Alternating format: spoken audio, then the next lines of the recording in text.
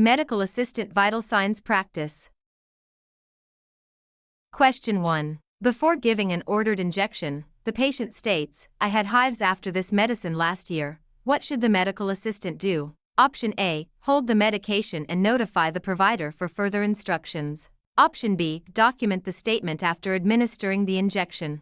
Option C. Proceed because hives are not relevant to medication safety. Option D. Give half of the dose to see whether symptoms occur.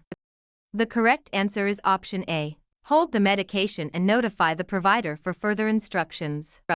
A history of hives after a medication may indicate an allergic reaction and must be addressed before administration. The safest action is to stop and notify the provider rather than proceeding. Reducing the dose, ignoring the report, or documenting after administration does not protect the patient.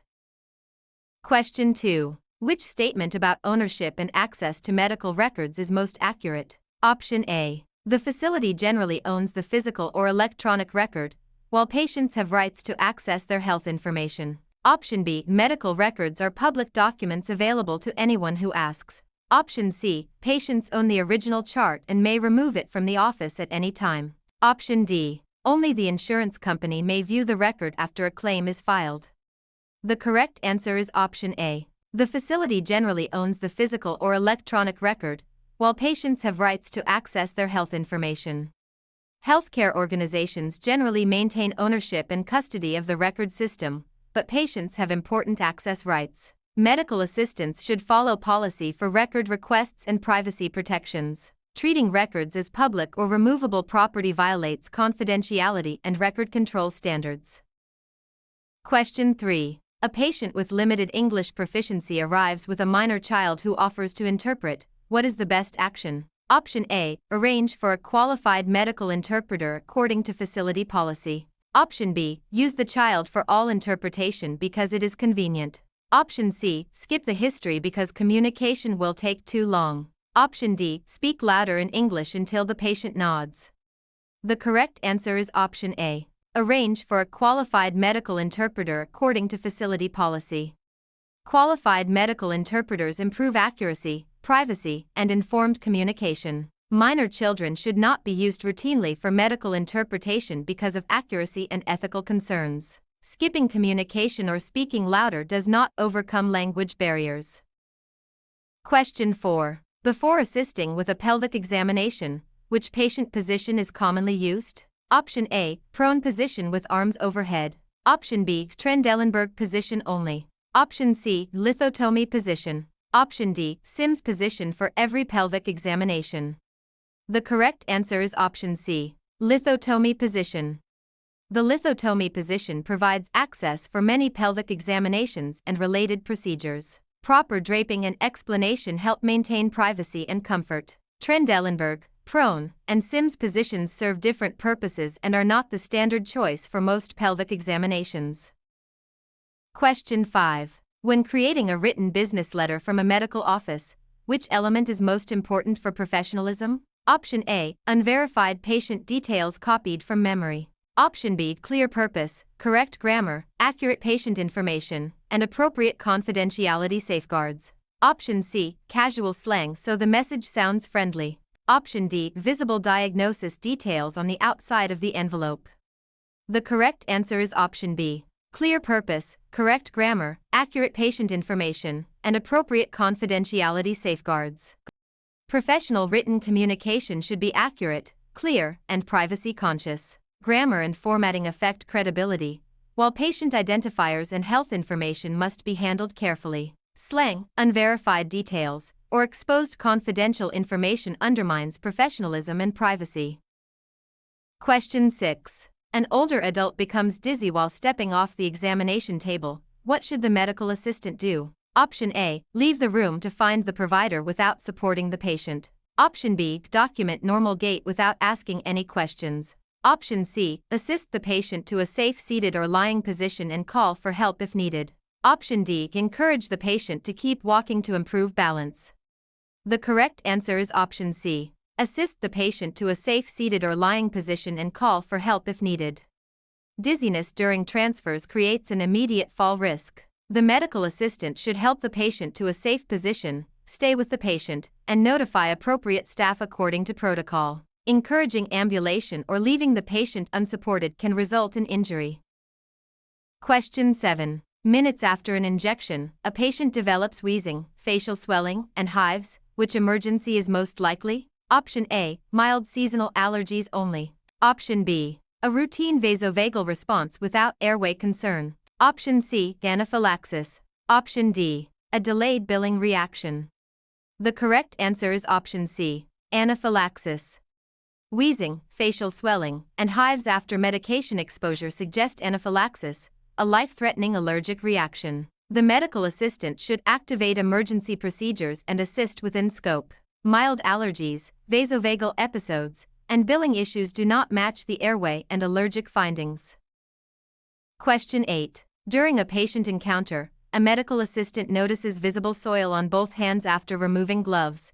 Which action should be taken before seeing the next patient? Option A. Wipe the hands with a dry paper towel and continue patient care. Option B. Apply alcohol-based hand rub until the hands feel dry. Option C. Put on a new pair of gloves without additional hand hygiene. Option D. Wash hands with soap and water using proper friction and drying technique. The correct answer is option D. Wash hands with soap and water using proper friction and drying technique.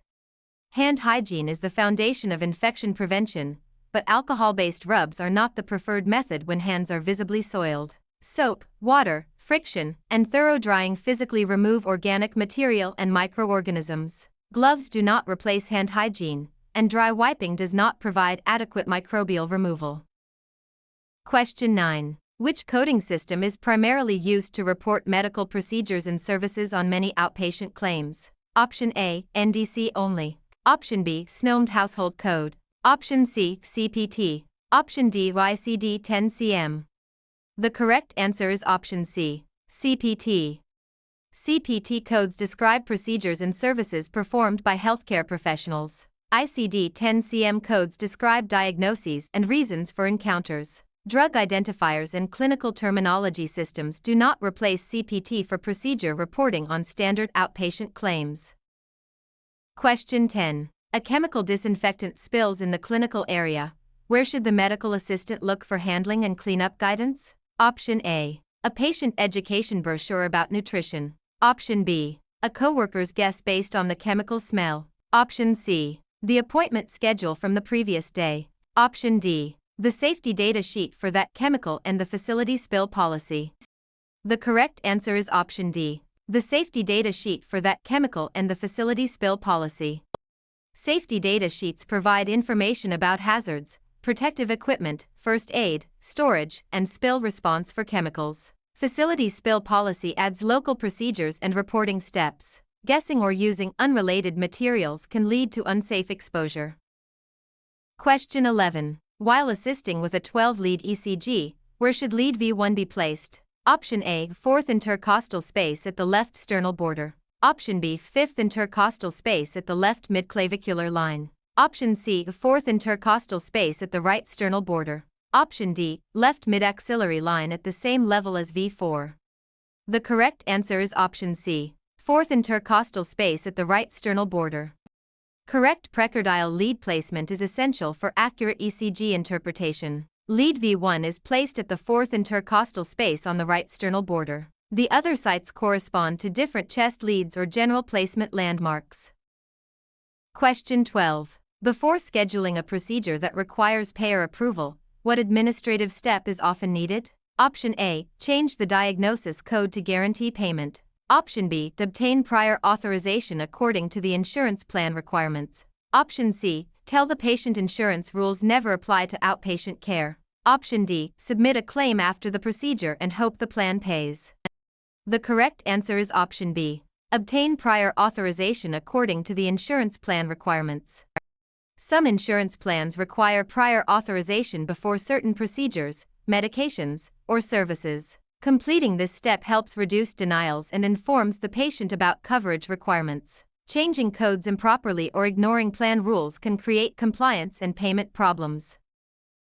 Question 13. Which instruction is appropriate for a midstream clean catch urine specimen? Option A. Fill the container with toilet water if urine volume is low. Option B. collect the first drops of urine before cleansing the area. Option C, cleanse the area, begin urinating, then collect urine midstream without touching the inside of the container. Option D, touch the inside of the lid to keep it from falling.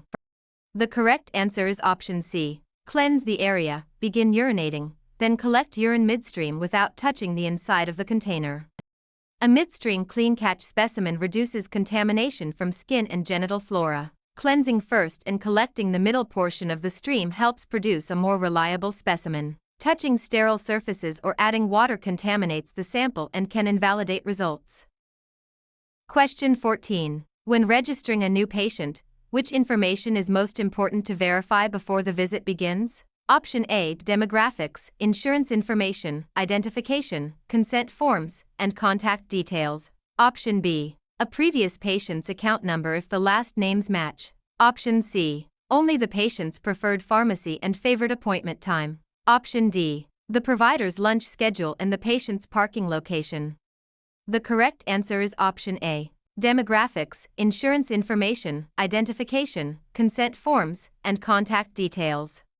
Accurate registration supports patient identification, billing, communication, and consent. Demographic and insurance errors can lead to safety issues, claim denials, or privacy problems. Using unrelated account information or focusing on non-essential details does not meet registration needs. Question 15. Which statement best describes an explanation of benefits? Option A, a prescription label listing medication side effects. Option B, a legal document naming a healthcare proxy. Option C, a payer document showing how a claim was processed, including allowed amounts and patient responsibility. Option D, a laboratory report confirming specimen integrity. The correct answer is option C, a payer document showing how a claim was processed, including allowed amounts and patient responsibility. An explanation of benefits communicates how the insurance payer handled a submitted claim. It may show billed charges, allowed amounts, adjustments, payments, denials, and patient responsibility. The other documents serve clinical or legal purposes unrelated to claim processing.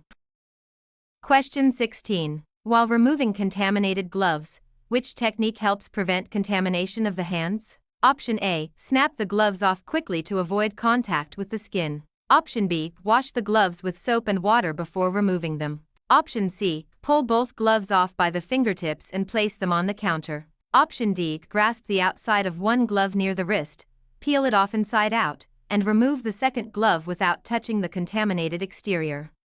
The correct answer is option D, grasp the outside of one glove near the wrist, peel it off inside out, and remove the second glove without touching the contaminated exterior. Glove removal should keep contaminated exterior surfaces away from the skin. Peeling gloves inside out and handling the second glove from the clean interior reduces self-contamination. Washing reusable gloves, snapping gloves, or setting contaminated gloves on surfaces spreads microorganisms. Question 17. During medication reconciliation, which information should the medical assistant collect? Option A, medication names without dose or frequency details.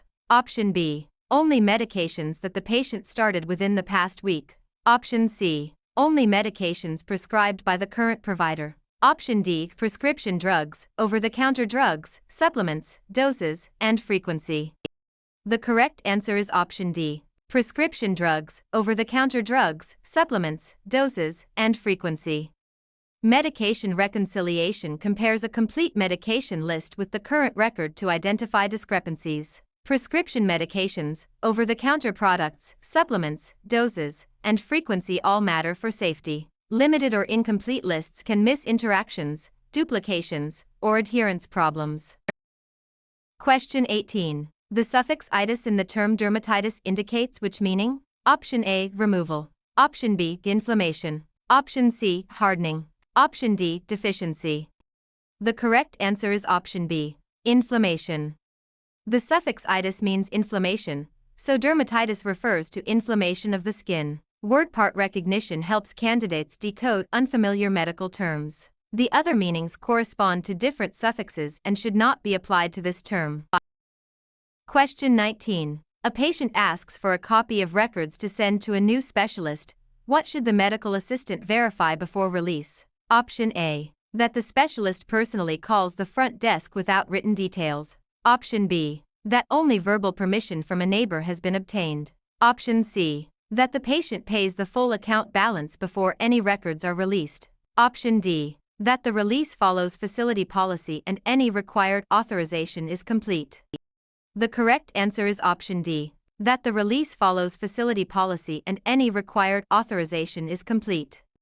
Release of health information must follow legal and facility requirements, including valid authorization when required. Proper authorization identifies what information may be released, to whom, and for what purpose. Financial pressure, informal calls, or permission from unrelated individuals is not an appropriate basis for release. Question 20. After explaining home blood pressure monitoring, which technique best confirms patient understanding? Option A. Ask, "Do you understand?" and assume a nod means mastery. Option B. Ask the patient to demonstrate or describe the steps in their own words. Option C. Give only written instructions and end the visit immediately. Option D. Document understanding without speaking to the patient. The correct answer is option B. Ask the patient to demonstrate or describe the steps in their own words. Teachback asks patients to restate or demonstrate instructions, allowing the healthcare team to identify misunderstandings. It is more reliable than yes or no questions. Written materials are helpful but should not replace confirming comprehension when education is provided. Question 21. For a 24-hour urine collection, which patient instruction is correct? Option A. Discard the first void, then collect all urine for the next 24 hours as instructed. Option B. Stop the collection after the container is half full. Option C. Collect only the first morning urine on the second day. Option D. Mix the urine with tap water to preserve the specimen. The correct answer is option A. Discard the first void, then collect all urine for the next 24 hours as instructed.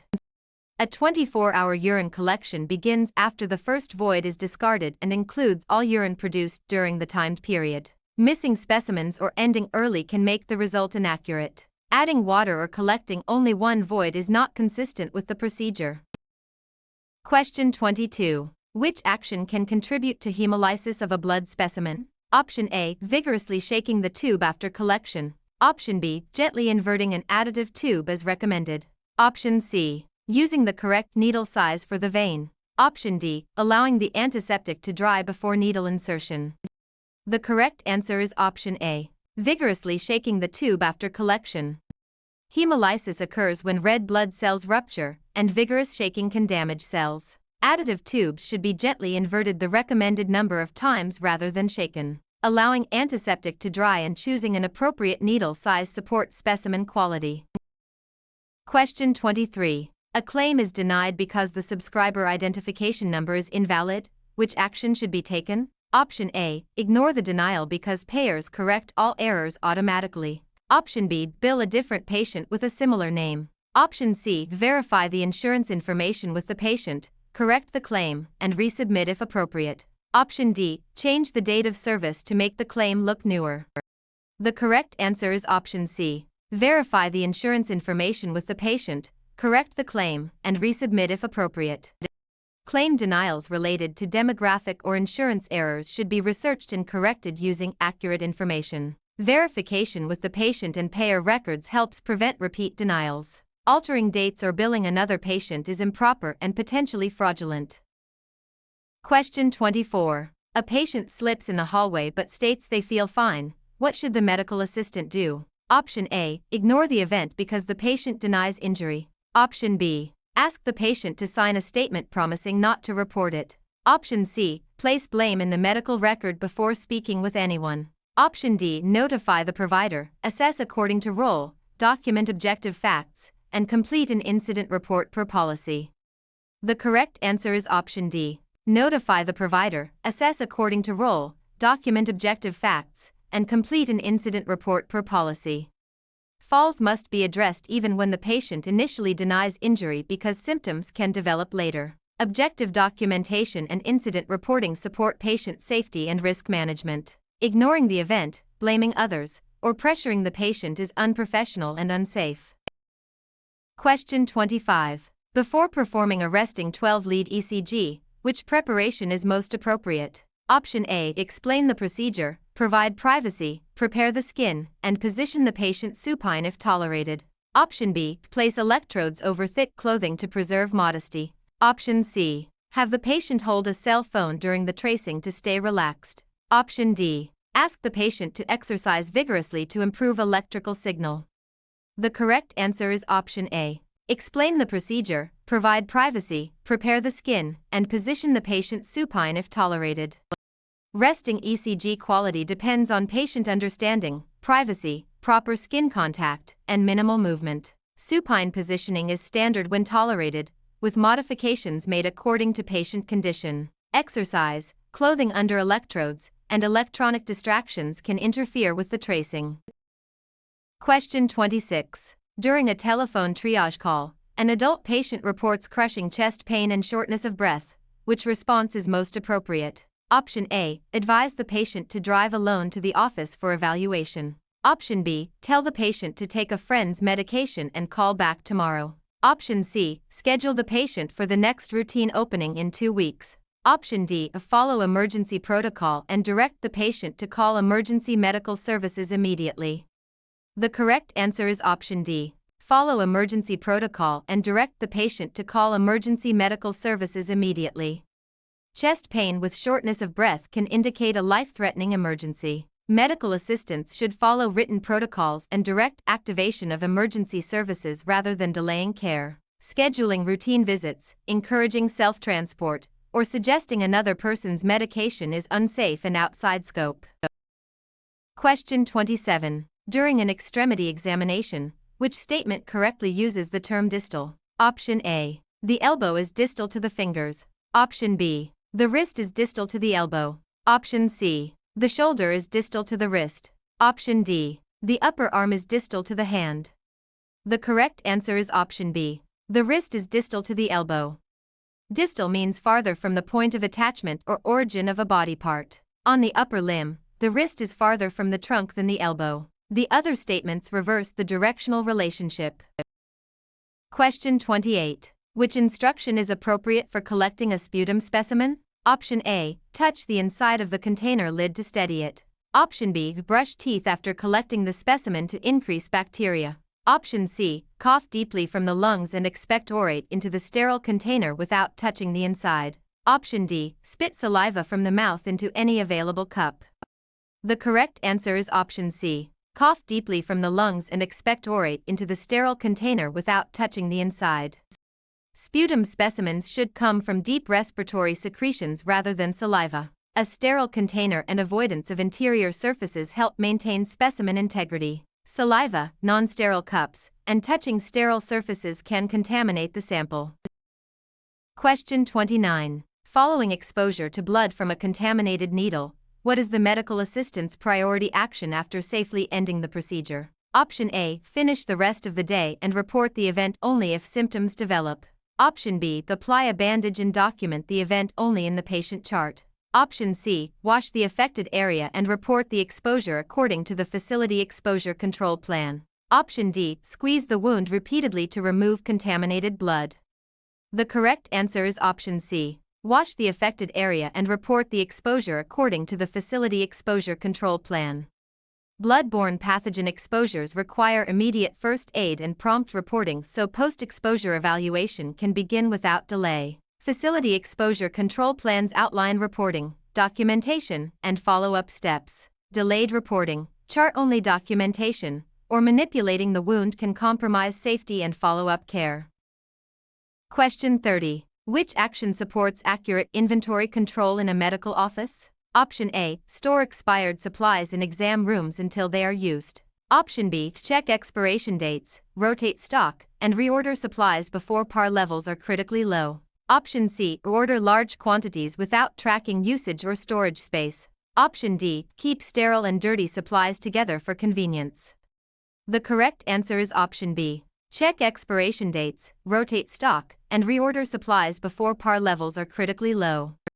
Inventory control ensures that safe, unexpired supplies are available when needed. Rotating stock and monitoring par levels reduce waste and prevent shortages. Using expired supplies, overordering blindly, or mixing clean and dirty supplies can affect safety and cost. Question 31. A provider orders blood cultures and coagulation testing. Which specimen should generally be collected first? Option A, lavender top tube. Option B, serum separator tube. Option C, gray top tube. Option D, blood culture bottles or tubes. The correct answer is option D, blood culture bottles or tubes. The order of draw helps prevent additive carryover and specimen contamination. Blood cultures are generally collected first to reduce the risk of microbial contamination. Lavender, gray, and serum tubes come later in the order depending on the test sequence. Question 32. A provider orders a wound culture from a draining lesion. Which collection principle is most appropriate? Option A. Collect the specimen after applying topical antiseptic into the wound unless directed. Option B. Collect the specimen from the area indicated by the provider using sterile technique before contaminating the site. Option C. Use a cotton swab that was stored loose in a desk drawer. Option D. Swab only intact skin several inches away from the lesion. The correct answer is option B. Collect the specimen from the area indicated by the provider using sterile technique before contaminating the site. Wound cultures require a representative specimen collected with sterile supplies and proper technique. The collection site and timing should follow the provider order and facility procedure. Sampling unrelated skin, using non-sterile supplies, or applying antiseptic before collection can reduce organism recovery. Question 33. A patient suspected of having active tuberculosis arrives coughing in the waiting area. Which action is most appropriate? Option A. Place the patient near the front desk so staff can observe symptoms. Option B. Ask the patient to wait outside until the provider is ready. Option C. Place a surgical mask on the patient and move the patient to an appropriate airborne isolation area if available. Option D. Apply only clean gloves and continue routine rooming procedures. The correct answer is option C. Place a surgical mask on the patient and move the patient to an appropriate airborne isolation area if available. Suspected airborne infections require prompt source control and separation from other patients. A surgical mask on the patient helps reduce droplet nuclei generation, and airborne isolation or facility protocol should follow. Routine rooming, waiting area observation, or placing the patient outside without proper process does not adequately protect patients and staff.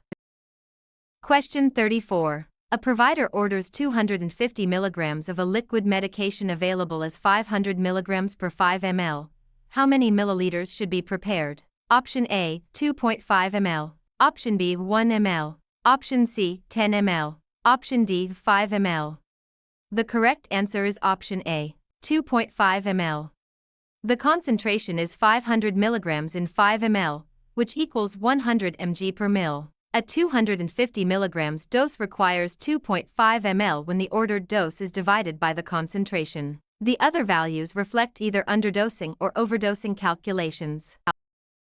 Question 35. Prior to administering medication under provider order, which safety practice should the medical assistant perform? Option A. Skip allergy review when the medication was prescribed today. Option B. Verify the patient, medication, dose, route, time, and documentation requirements. Option C. Administer the medication first and document only if a reaction occurs. Option D. Ask another patient in the room to confirm the medication name. The correct answer is option B. Verify the patient, medication, dose, route, time, and documentation requirements.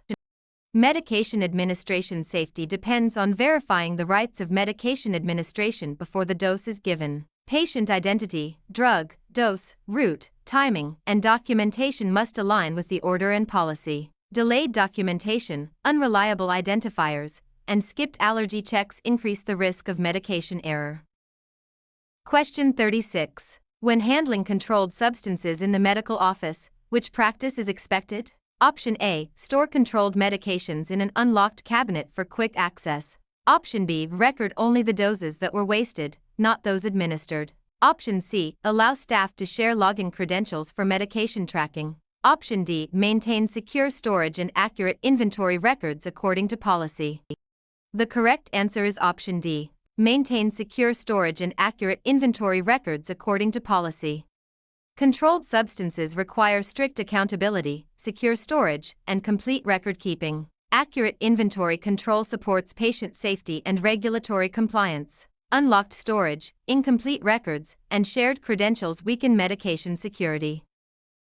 Question 37. When taking a telephone message for the provider, which documentation is most complete? Option A. A sticky note with the words "Call patient soon." Option B. Caller name, patient identifiers, date and time, reason for call, callback number, and action taken. Option C. Only the caller's first name because the provider will remember. Option D. A message documented under another patient's chart to save time. The correct answer is option B. Caller name, patient identifiers, date and time, reason for call, callback number, and action taken.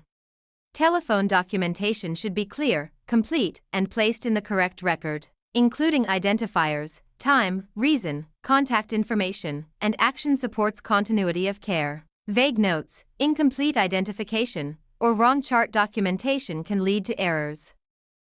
Question 38. During venipuncture, a patient becomes pale, diaphoretic, and says they feel faint. What should the medical assistant do first? Option A. Continue drawing blood because the tube is almost full. Option B. Remove the needle safely, activate the safety device, and protect the patient from injury. Option C. Tell the patient to stand and walk around quickly. Option D. Leave the patient alone to get a glass of water.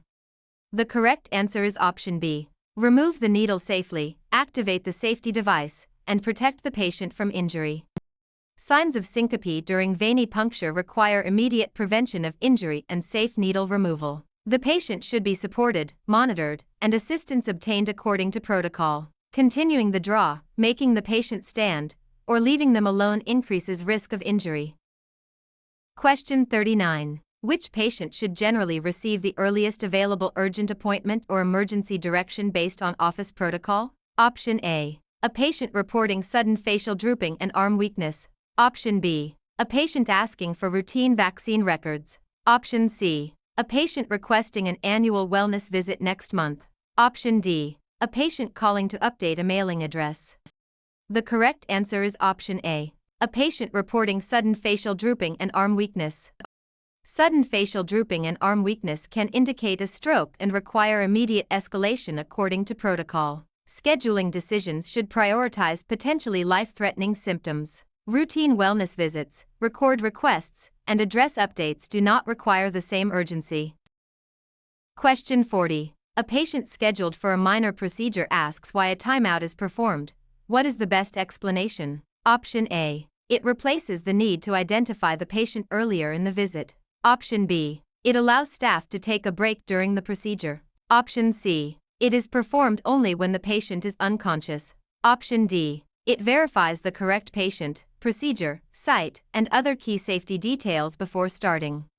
The correct answer is option D. It verifies the correct patient, procedure, site, and other key safety details before starting. A procedural timeout is a safety pause designed to prevent wrong patient, wrong procedure, or wrong site errors. It confirms critical details with the team before the procedure begins. It is not a staff break, a substitute for earlier identification, or limited only to unconscious patients. Question 41. Point-of-care glucose quality control results fall outside the acceptable range. What should the medical assistant do? Option A. Do not report patient results until the problem is resolved according to quality control policy. Option B. Change the control result so it falls within range. Option C. Skip quality control because the device was working yesterday. Option D. Report patient results if they appear consistent with symptoms. The correct answer is option A. Do not report patient results until the problem is resolved according to quality control policy. Out-of-range quality control means the testing system may not be reliable. Patient testing should be paused and corrective action followed before reporting results. Guessing, altering QC records, or skipping controls violates laboratory quality principles. Question 42. In preparation for a minor office procedure, who is responsible for explaining the risks, benefits, and alternatives needed for informed consent? Option A. The medical assistant independently, because consent forms are administrative documents. Option B. The patient's insurance representative, because payment is involved. Option C. The receptionist, because scheduling created the appointment. Option D. The provider performing or ordering the procedure. The correct answer is option D. The provider performing or ordering the procedure. Informed consent requires clinical explanation of the procedure, risks, benefits, and alternatives by the qualified provider. A medical assistant may witness a signature or verify completion according to policy but should not independently obtain clinical consent. Scheduling and insurance roles do not replace the provider's responsibility. Question 43. Before obtaining a manual blood pressure, which positioning step promotes the most accurate reading? Option A. Have the patient cross the legs to stabilize the body. Option B. Place the cuff over the antecubital space and inflate immediately. Option C. Ask the patient to hold the arm in the air during the reading. Option D. Support the patient's arm at heart level with feet flat on the floor. The correct answer is option D. Support the patient's arm at heart level with feet flat on the floor. Blood pressure technique requires proper posture, arm support, and cuff placement to reduce measurement error. Supporting the arm at heart level helps avoid falsely high or low readings. Unsupported arms, crossed legs, and incorrect cuff placement can distort the measurement. Question 44. Which action helps prevent errors with look-alike and sound-alike medications? Option A. Read medication labels carefully and compare them with the order at each required check. Option B. Rely on the medication's shelf location instead of the label. Option C. Prepare several patients' medications at the same time to save time. Option D. Choose the medication with the most familiar-looking package. The correct answer is option A. Read medication labels carefully and compare them with the order at each required check. Look-alike and sound-alike medications require deliberate label checking against the order. Reading labels at the required checks helps prevent selecting the wrong drug. Shelf location, package familiarity, and batching doses create conditions for medication errors. Question 45. Which test is an example of a CLIA-waived point-of-care test commonly performed in ambulatory care? Option A. Complex tissue biopsy interpretation. Option B. Rapid urine pregnancy test performed according to manufacturer instructions. Option C. Surgical pathology diagnosis by microscopy. Option D. A manual blood bank cross-matching for transfusion. The correct answer is option B. Rapid urine pregnancy test performed according to manufacturer instructions. CLIA-waived tests are simple tests with a low risk of erroneous results when performed exactly as directed. Rapid urine pregnancy testing is a common example in medical offices. Complex diagnostic interpretation and blood bank procedures exceed the waived testing level. Question 46. After selecting a blood pressure cuff for an adult patient, which finding indicates the cuff size is appropriate? Option A. The cuff bladder covers only a small portion of the upper arm. Option B. The bladder encircles most of the upper arm and the cuff fits snugly at heart level. Option C. The cuff is placed over thick clothing to improve patient comfort. Option D. The cuff is loose enough to slide down the forearm during inflation. The correct answer is option B. The bladder encircles most of the upper arm and the cuff fits snugly at heart level. Accurate blood pressure measurement depends on using a properly sized cuff and positioning the arm at heart level. A cuff that is too small can overestimate the reading, while a loose or misplaced cuff can produce unreliable results. Clothing under the cuff interferes with sound transmission and compression.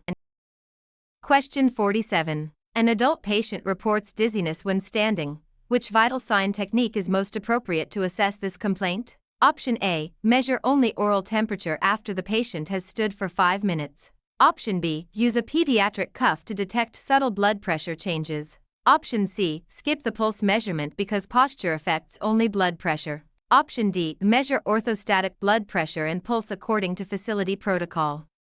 The correct answer is option D. Measure orthostatic blood pressure and pulse according to facility protocol.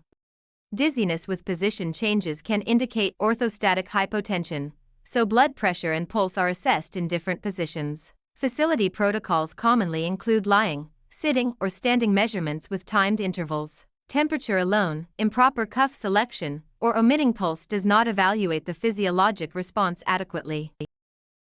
Question 48. Which information is part of a complete social history during patient intake? Option A. Tobacco use, alcohol use, occupation, exercise, and relevant living situation. Option B. A coworker's guess about the patient's habits. Option C. Only the patient's current insurance deductible. Option D. The provider's personal opinion of the patient.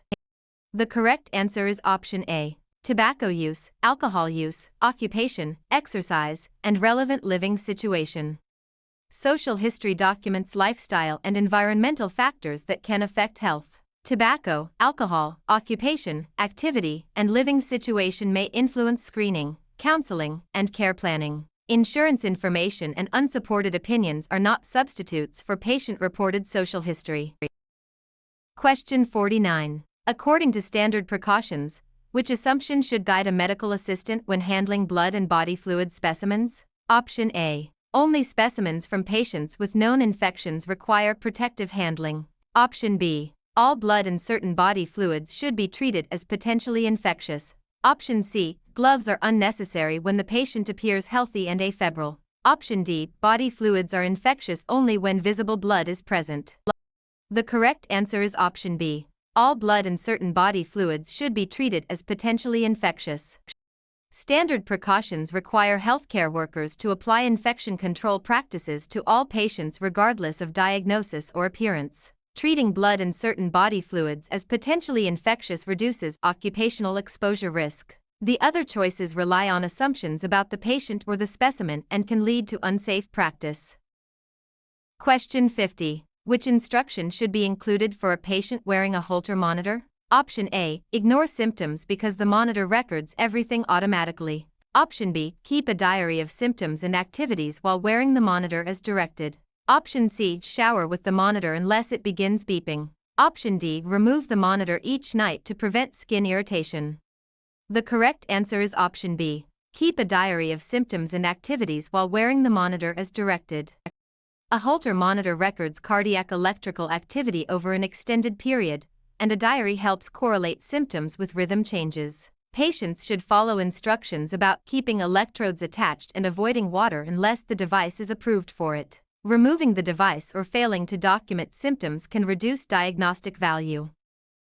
Question 51. Which scheduling method groups similar appointments, such as physicals or injections, into designated time periods? Option A. Alphabetical scheduling by last name. Option B. Double booking every patient. Option C. Wave scheduling only for emergencies. Option D. Cluster scheduling.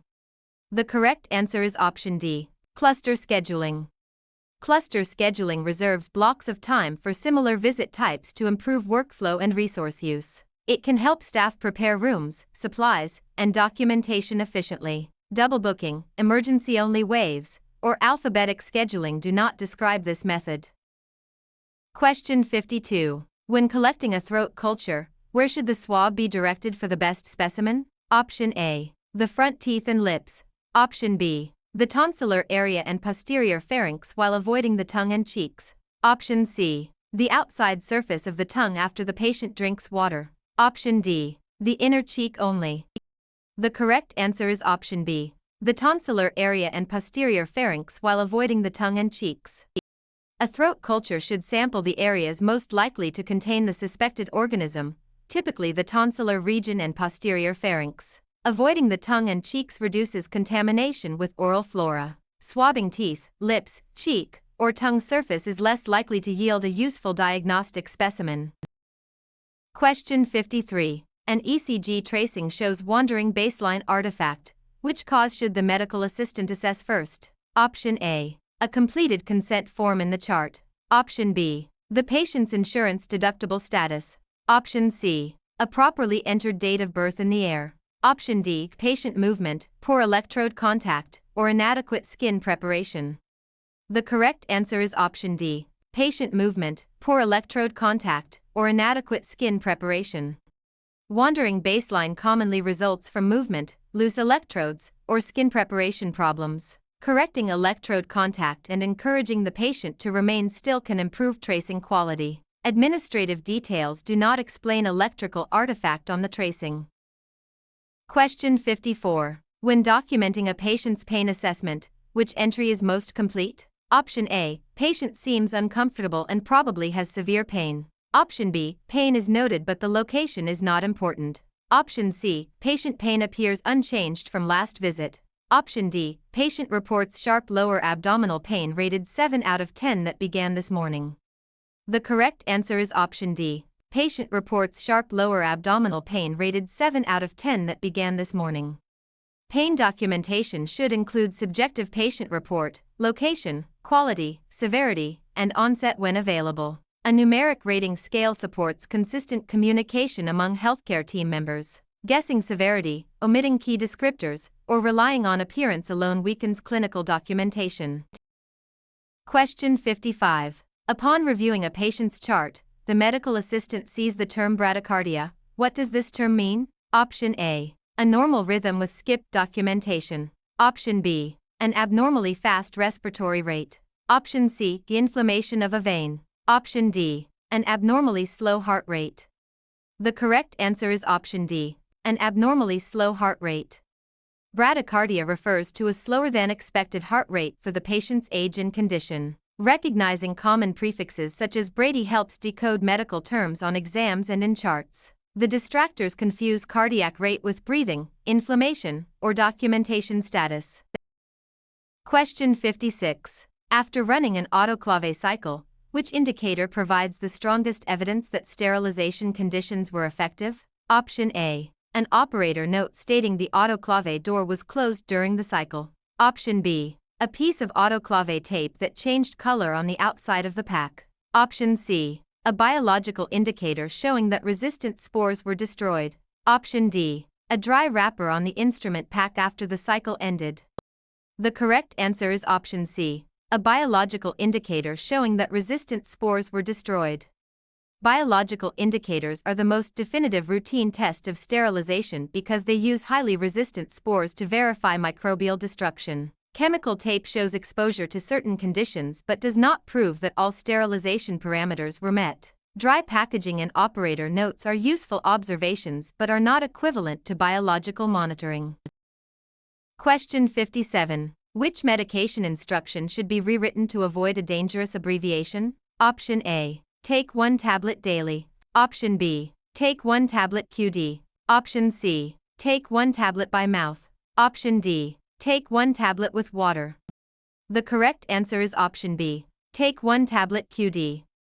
Certain abbreviations can be misread and should be avoided in healthcare documentation. The abbreviation QD can be mistaken for other dosing instructions, so daily should be written out. Clear written instructions reduce medication errors, while the other phrases are understandable.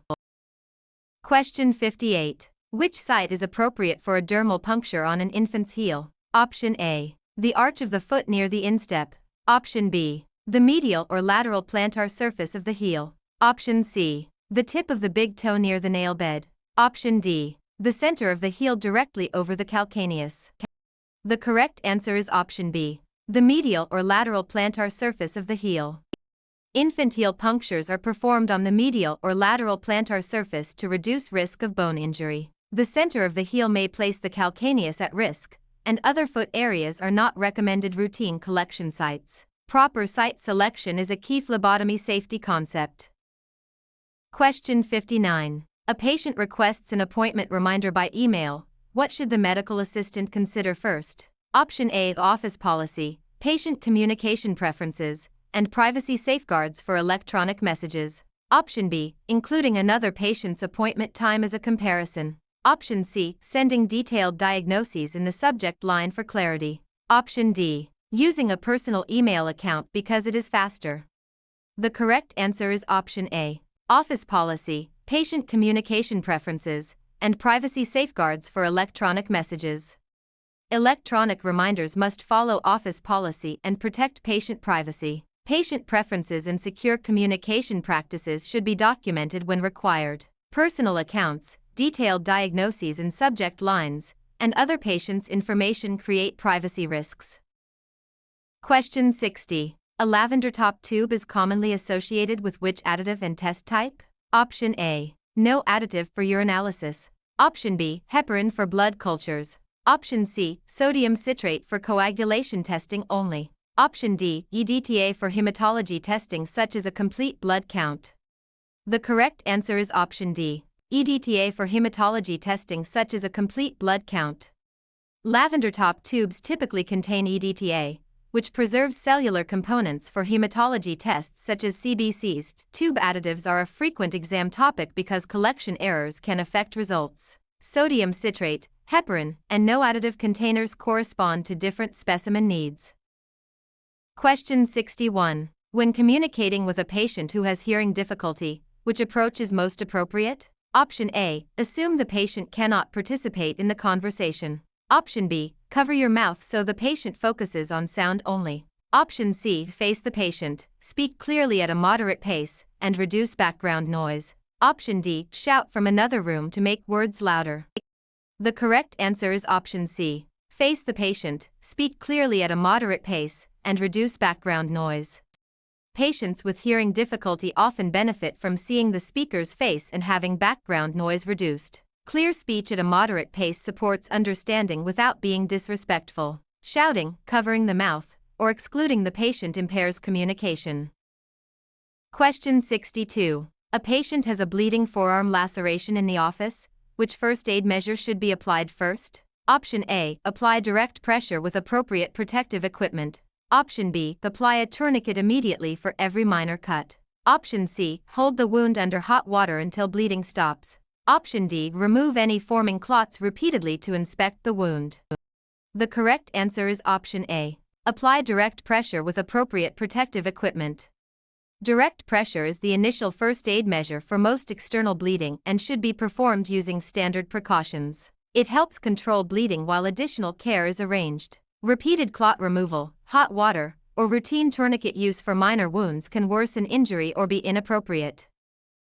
Question 63. A specimen is collected for laboratory testing. When should the medical assistant label the specimen container? Option A. After results return from the laboratory. Option B. Immediately after collection in the presence of the patient using two identifiers. Option C. At the end of the day when all specimens are batched together. Option D. Before the patient arrives, using the room number as the identifier. The correct answer is option B. Immediately after collection in the presence of the patient using two identifiers. Specimen labeling must occur immediately after collection and in the presence of the patient to prevent identification errors. Two approved identifiers should match the order and specimen label. Pre-labeling by room number, batching later, or labeling after testing creates unacceptable risk of misidentification. Question 64. When opening a sterile package, which action helps maintain the sterile field? Option A. Open the flap farthest from the body first and avoid reaching over the sterile contents. Option B. Touch the inside of the wrapper with bare hands to flatten it. Option C. Place the sterile field below waist level for convenience. Option D. Reach across the field to open the far flap last. The correct answer is option A. Open the flap farthest from the body first and avoid reaching over the sterile contents. Sterile technique requires preventing contamination of sterile contents and avoiding reaching over the field. Opening the far flap first helps keep the hands from crossing the sterile area. Low placement and bare hand contact with sterile surfaces break sterility. Question 65. While measuring respirations, which approach is most appropriate for an accurate respiratory rate? Option A. Record the respiratory rate from the previous visit if the patient seems stable. Option B. Tell the patient to breathe faster so the count is easier to measure. Option C. Observe chest rise and fall discreetly after assessing the pulse. Option D. Count respirations only when the patient is talking. The correct answer is option C. Observe chest rise and fall discreetly after assessing the pulse. Patients may alter breathing when they know respirations are being counted, so discreet observation improves accuracy. Counting chest rise and fall after pulse assessment is a common technique. Coaching the patient, counting during speech, or copying old data produces unreliable documentation. Question 66. To maintain patient confidentiality, which HIPAA principle should guide disclosure of protected health information? Option A. Use or disclose only the minimum necessary information for the intended purpose. Option B. Share full records whenever another staff member is curious. Option C. Discuss patient information in public areas if no names are used. Option D. Or release records to an employer whenever the employer requests them. The correct answer is option A. Use or disclose only the minimum necessary information for the intended purpose.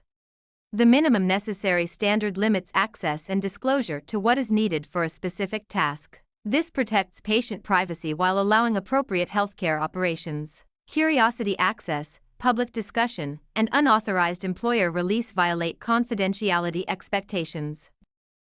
Question 67. Which observation requires immediate attention after obtaining vital signs on an adult patient? Option A, blood pressure of 190/122 mmHg with severe headache. Option B, oral temperature of 98.6 degrees Fahrenheit after resting. Option C, pulse of 72 beats per minute with regular rhythm. Option D, respiratory rate of 16 breaths per minute without distress.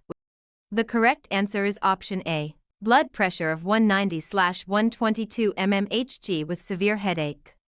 Severely elevated blood pressure with symptoms may signal a hypertensive emergency and requires prompt provider notification. Normal temperature, respiratory rate, and pulse findings do not carry the same urgent risk. Medical assistants should report abnormal findings and follow emergency protocols rather than independently diagnosing or treating.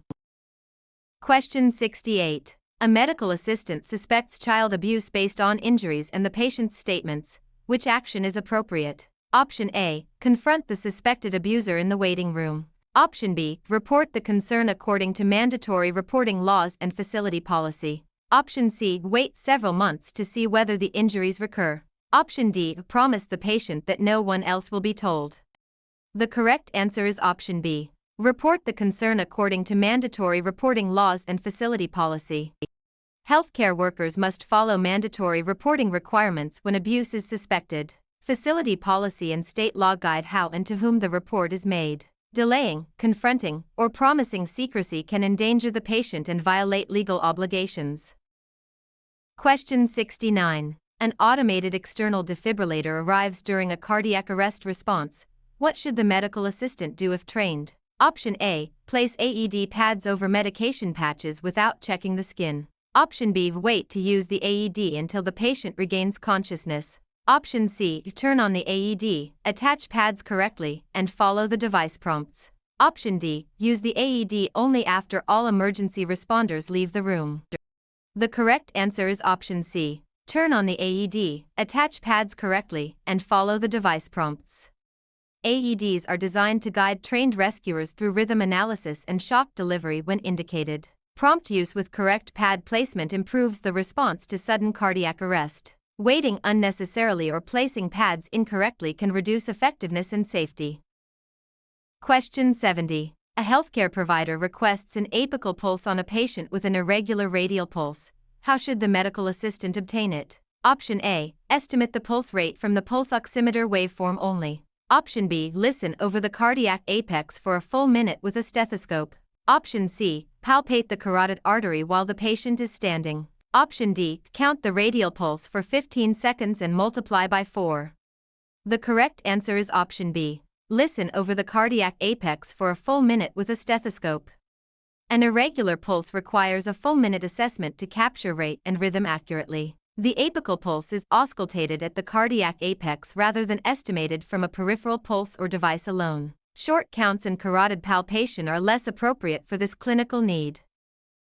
Question 71. A sterile instrument touches the unclean edge of the Mayo stand cover. How should it be handled? Option A, consider the instrument contaminated and replace it with a sterile one. Option B, wipe the instrument with a dry gauze pad and continue. Option C, use the instrument quickly before contamination spreads. Option D, place the instrument back into the sterile pack with the others. The correct answer is option A, consider the instrument contaminated and replace it with a sterile one. Sterile items that contact non-sterile surfaces must be considered contaminated. Replacing the instrument protects the patient from infection risk. Wiping, rushing to use it, or returning it to the sterile pack can contaminate the field further. Question 72. When disposing of a used venipuncture needle, which technique best supports OSHA bloodborne pathogen safety? Option A, break the needle from the syringe before discarding it. Option B, activate the safety device and place the needle directly into an approved sharps container. Option C, recap the needle carefully before walking to the disposal area. Option D, place the needle on the tray until the end of the patient visit. The correct answer is option B, Activate the safety device and place the needle directly into an approved sharps container. Needles should be disposed of immediately in puncture-resistant sharps containers after activating available safety features. Direct disposal reduces handling and minimizes the chance of percutaneous injury. Recapping, delaying disposal, or manipulating the needle increases exposure risk. Question 73. The term tachypnea in a patient note refers to which finding? Option A, slow pulse. Option B, rapid breathing. Option C, painful urination. Option D, low blood pressure. The correct answer is option B, rapid breathing. Tachypnea combines tachy, meaning fast, with pnea, meaning breathing. Medical assistants should connect word parts to physiologic findings when reading documentation. The incorrect choices represent different systems or different prefixes and suffixes. Question 74. In a fire emergency, what does the acronym RACE commonly remind healthcare workers to do? Option A, rescue, alarm, contain, and extinguish or evacuate. Option B, read, assess, code, and enter the fire area. Option C, remove, apply, clean, and educate. Option D, run, assemble, call, and exit without closing doors. The correct answer is option A, rescue, alarm, contain, and extinguish or evacuate. RACE is a common healthcare fire response framework that prioritizes rescue and alarm before containment and extinguishing or evacuation. Closing doors and following facility procedures help limit smoke and fire spread. The distractors omit key fire safety steps or describe unrelated tasks. Question 75. A patient becomes angry about a long wait and raises their voice at the front desk. Which response demonstrates therapeutic communication? Option A, tell the patient they are not allowed to feel upset. Option B, raise your voice so the patient understands the office is busy. Option C, remain calm, acknowledge the frustration, and offer to check on the delay. Option D, ignore the patient until they stop speaking. The correct answer is option C, remain calm, acknowledge the frustration, and offer to check on the delay. Therapeutic communication uses calm tone, active listening, and acknowledgement to de-escalate conflict. Offering practical follow-up shows respect without promising something outside control. Arguing, dismissing feelings, or ignoring the patient can escalate the situation. Question 76. While updating an electronic health record, a medical assistant discovers that yesterday's blood pressure was entered in the wrong patient chart. What is the proper response? Option A, ask a coworker to chart under a shared login to fix it quickly. Option B, leave the error because changing a chart is never allowed. Option C, follow the error correction policy by making a dated correction or notifying the appropriate person without deleting the audit trail. Option D, delete the entire encounter so no one can see the mistake. The correct answer is option C, follow the error correction policy by making a dated correction or notifying the appropriate person without deleting the audit trail. Medical records must be corrected using approved procedures that preserve integrity and auditability. A dated correction or escalation ensures the record remains accurate without hiding the original entry. Deleting records, leaving known errors, or using shared credentials creates legal and safety problems.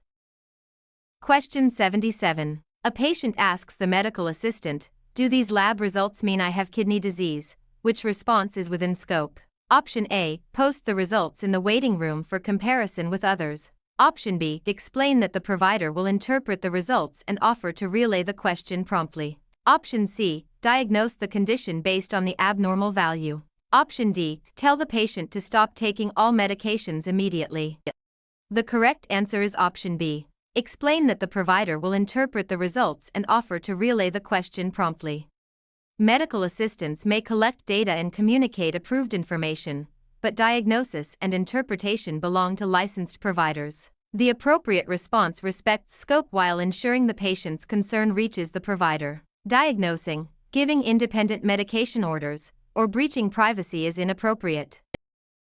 Question 78. Which statement best distinguishes an adverse drug reaction from an expected side effect? Option A, a side effect means the medication label was read incorrectly. Option B, a side effect can occur only when the wrong patient receives a medication. Option C, an adverse reaction is an unintended harmful response that may require intervention. Option D, an adverse reaction is always the intended therapeutic effect of a drug. The correct answer is option C. An adverse reaction is an unintended harmful response that may require intervention. Side effects may be known, expected, and sometimes tolerable, while adverse reactions are harmful responses that require evaluation. Medical assistants should report concerning medication responses promptly. The other choices confuse therapeutic effects, medication errors, and labeling with pharmacologic response.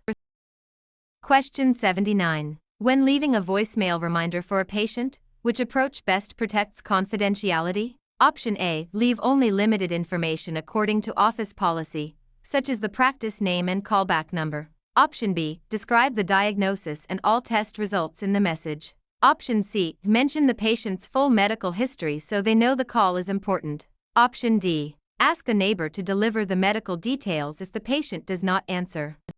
The correct answer is option A. Leave only limited information according to office policy, such as the practice name and callback number.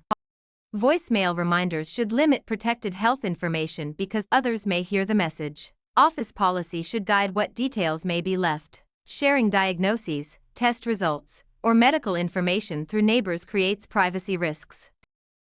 Question 80. At checkout, a patient's insurance card lists a $25 copayment. What does this usually mean? Option A. The amount is paid only after the annual deductible is audited by the IRS. Option B. The patient owes a fixed amount for the covered visit according to the plan. Option C. The provider must write off every charge automatically. Option D. The patient has no financial responsibility for any service.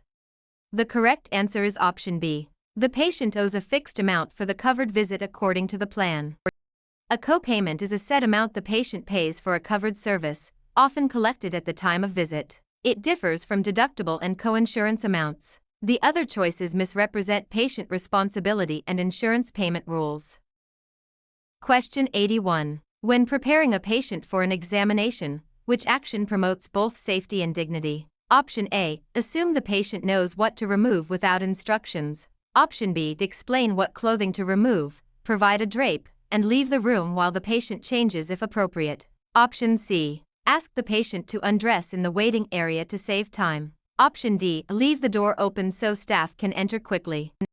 The correct answer is option B. Explain what clothing to remove, provide a drape, and leave the room while the patient changes if appropriate. Clear instructions, privacy, and draping help patients feel respected and prepared for examination. These steps also reduce confusion and support efficient clinical workflow. Open doors, unclear directions, or exposing the patient publicly violates dignity and privacy. Question 82. A patient collapses, is unresponsive, and is not breathing normally. What is the priority action? Option A. Search the chart for insurance coverage before acting. Option B. Wait 10 minutes to see whether the patient wakes up. Option C. Give oral fluids to stimulate breathing. Option D. Activate emergency response and begin CPR if trained and indicated. The correct answer is option D. Activate emergency response and begin CPR if trained and indicated. Unresponsiveness with absent or abnormal breathing requires immediate emergency activation and CPR by trained personnel. Early recognition and intervention are critical links in survival. Delaying for paperwork or giving fluids is unsafe and does not address cardiac or respiratory arrest. Question 83. A sharps container in an examination room is filled past the marked fill line. What should the medical assistant do? Option A. Stop using the container and follow facility policy for safe replacement. Option B. Push the contents down to create more space for additional needles. Option C. Remove several syringes and place them into a biohazard bag. Option D. Continue using the container until the lid can no longer close. The correct answer is option A. Stop using the container and follow facility policy for safe replacement. Sharps containers must not be overfilled because protruding sharps increase the risk of needle stick injury. The container should be taken out of use and replaced using the facility's safety procedure. Compressing, removing, or continuing to add sharps creates avoidable exposure hazards. Question 84. Which finding is most consistent with shock and should be reported immediately? Option A. Steady gait and normal skin color after resting. Option B. Cool clammy skin, rapid weak pulse, and confusion. Option C. Mild hunger before a scheduled lunch break. Option D. a healed scar from surgery years ago. The correct answer is option B. Cool clammy skin, rapid weak pulse, and confusion. Shock involves inadequate tissue perfusion and can present with cool clammy skin, weak rapid pulse, altered mental status, and low blood pressure. Immediate escalation is needed because shock can deteriorate quickly. The other findings do not indicate acute circulatory failure. Question 85. A patient with diabetes appears shaky, sweaty, and confused while waiting for the provider. Which condition is most consistent with these findings? Option A, hypoglycemia. Option B, hypertension. Option C, otitis media. Option D, constipation. The correct answer is option A, hypoglycemia. Shakiness, diaphoresis, confusion, and weakness are common warning signs of low blood glucose. A medical assistant should recognize the pattern and report it quickly according to facility protocol. The other conditions do not best explain the acute neuroglycopenic and adrenergic symptoms described. Question 86. Which organ produces insulin to help regulate blood glucose levels? Option A, gallbladder. Option B, spleen. Option C, pancreas. Option D, appendix. The correct answer is option C, pancreas. The pancreas contains endocrine cells that produce insulin, a hormone essential for glucose regulation. This concept is frequently tested because diabetes care is common in ambulatory settings. The spleen, gallbladder, and appendix do not have insulin production as their primary function. Question 87. A patient sends the medical assistant a personal social media friend request. Which response is most professional? Option A, accept the request and discuss the patient's treatment publicly. Option B, post a photo from the clinic to show appreciation for the patient. Option C, share appointment details through personal direct messages. Option D, maintain professional boundaries and follow the organization's social media policy. The correct answer is option D, maintain professional boundaries and follow the organization's social media policy. Professional boundaries protect patient privacy and the integrity of the healthcare relationship. Social media interactions with patients should follow organizational policy and confidentiality rules. Public discussion, clinic photos, and personal messaging can violate privacy and professionalism. Question 88. During venipuncture, how long should a tourniquet generally remain in place before it may affect specimen quality? Option A, until the patient reports numbness. Option B, for the entire time the patient is in the room. Option C, no longer than 1 minute. Option D, at least 5 minutes. The correct answer is option C, no longer than 1 minute. Prolonged tourniquet application can cause hemoconcentration and alter certain laboratory values. A general rule is to release the tourniquet within 1 minute or as soon as blood flow is established according to policy. Leaving it on for several minutes or until symptoms occur is unsafe and can affect results.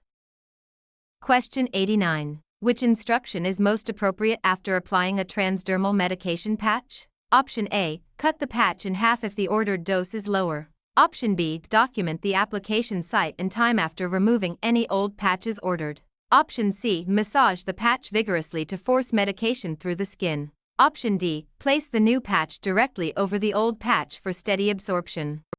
The correct answer is option B, document the application site and time after removing any old patches ordered.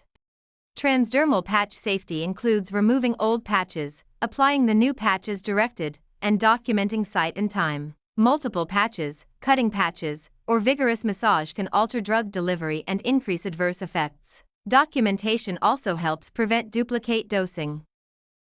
Question 90. Which action is most appropriate when a medical assistant receives a verbal order from a provider in an urgent situation? Option A, tell the patient to remember the order instead of charting it.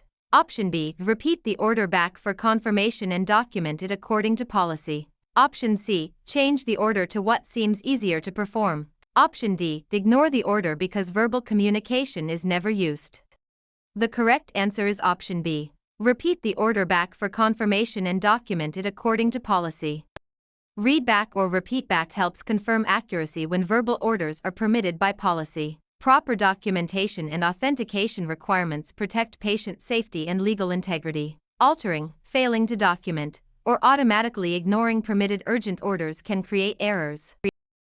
Question 91. A competent adult patient refuses a prescribed vaccine after education. What should the medical assistant do? Option A, tell the patient they must leave the practice immediately. Option B, record that the vaccine was given to keep the chart complete. Option C, administer the vaccine while distracting the patient. Option D, notify the provider as needed and document the refusal according to policy. The correct answer is option D. Notify the provider as needed and document the refusal according to policy. Competent adults have the right to refuse recommended care after receiving appropriate information. The refusal should be communicated and documented according to policy. Administering against consent, falsifying documentation, or reacting punitively is unethical and unsafe. Question 92. A patient brings an advance directive to the office. What is the purpose of this document? Option A. To communicate the patient's wishes for healthcare decisions if the patient cannot speak for themselves. Option B. To replace all consent forms for every future procedure. Option C. To authorize the medical assistant to prescribe medication. Option D. To guarantee that insurance will pay every claim. The correct answer is option A. To communicate the patient's wishes for healthcare decisions if the patient cannot speak for themselves. Advance directives document patient preferences or decision-makers for future healthcare situations when capacity is impaired. They support patient autonomy and guide the healthcare team. They do not determine insurance payment, expand medical assistant scope, or eliminate procedure-specific consent requirements. Question 93. A patient misses a scheduled appointment without calling. Which action supports proper office procedure? Option A. Document the no-show and follow the practice policy for follow-up.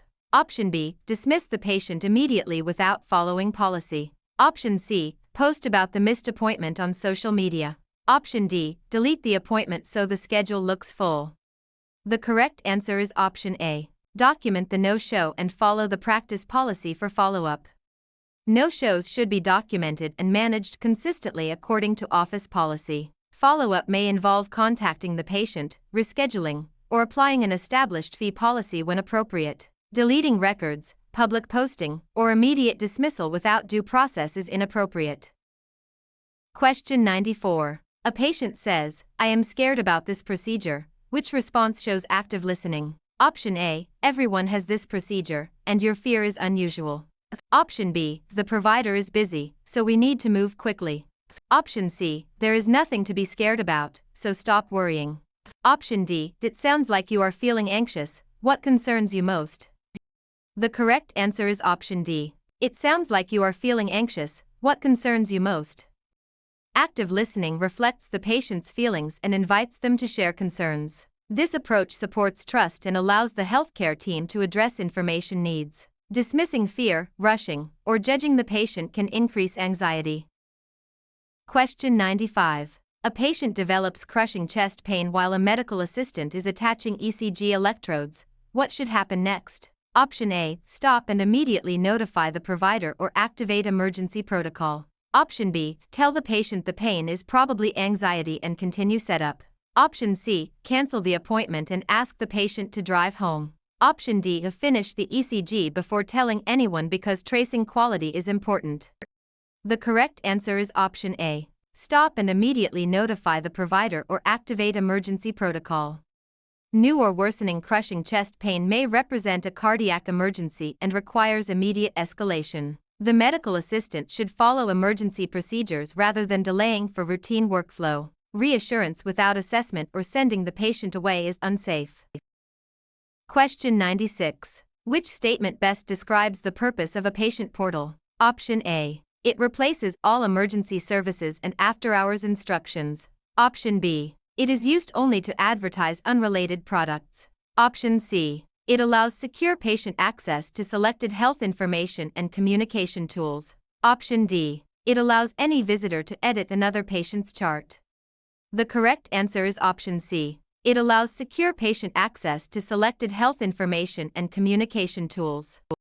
Patient portals provide secure access to selected records, messages, appointments, and sometimes results or education materials. They support engagement while maintaining authentication and privacy controls. Public editing, emergency replacement, and unrelated advertising do not reflect portal purpose. Question 97. Which practice best protects an electronic health record from unauthorized access? Option A, keep the chart open all day in a public hallway. Option B, write passwords on a note attached to the monitor. Option C, use individual login credentials and lock the workstation when leaving it unattended. Option D, share one team password so everyone can work faster. The correct answer is option C. Use individual login credentials and lock the workstation when leaving it unattended. Air access must be traceable to individual users and protected from unauthorized viewing. Locking workstations and safeguarding passwords support HIPAA compliance and audit integrity. Shared credentials, open screens, and visible passwords defeat access controls. Question 98. A referral is most likely needed when which situation occurs? Option A. The patient wants a printed after-visit summary. Option B. A managed care plan requires approval for the patient to see a specialist. Option C. The provider asks for a clean examination table. Option D. The patient changes an email address in the portal. The correct answer is option B. A managed care plan requires approval for the patient to see a specialist. Referrals are commonly required by certain insurance plans before specialty care is covered. The medical assistant may help coordinate paperwork, scheduling, and documentation under office policy. Portal changes, visit summaries, and room turnover are not referral situations. Question 99. A pulse oximeter reads 86% on a patient who appears short of breath. What should the medical assistant do first? Option A. Ask the patient to walk around to increase circulation before reporting. Option B. Assume the device is inaccurate and document the value as normal. Option C. Turn off the alarm and repeat the reading at the end of the visit. Option D. Assess probe placement and the patient's condition, then promptly notify the provider according to protocol. The correct answer is option D. Assess probe placement and the patient's condition, then promptly notify the provider according to protocol. A low oxygen saturation with respiratory symptoms requires prompt assessment and reporting. Checking probe placement helps identify technical error, but patient status must not be ignored. Delaying care, normalizing an abnormal value, or increasing exertion can be unsafe. Question 100. Which primary function is associated with the kidneys? Option A. Producing bile for fat digestion. Option B. Filtering blood and helping regulate fluid and electrolyte balance. Option C. Pumping oxygenated blood to the body. Option D. Exchanging oxygen and carbon dioxide in the alveoli. The correct answer is option B. Filtering blood and helping regulate fluid and electrolyte balance.